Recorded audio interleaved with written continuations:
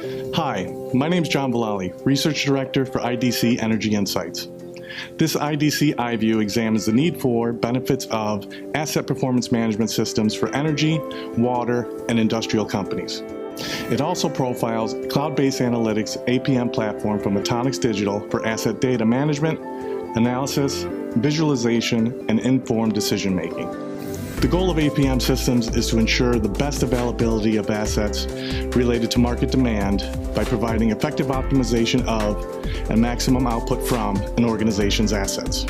The concept of an APM platform has existed for years, but most APM platforms have been homegrown solutions developed to serve the need for a specific business or a specific asset type. While capital-intensive companies continue to make substantial investments in the assets they use in their operations, only recently has their focus shifted towards using asset-generated data with an APM platform to manage these assets and create better business outcomes.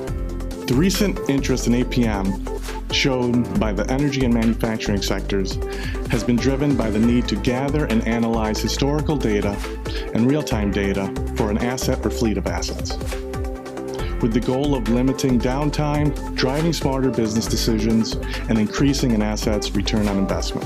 As you will learn from this IDC iView, strategic APM offers a way to achieve these business objectives.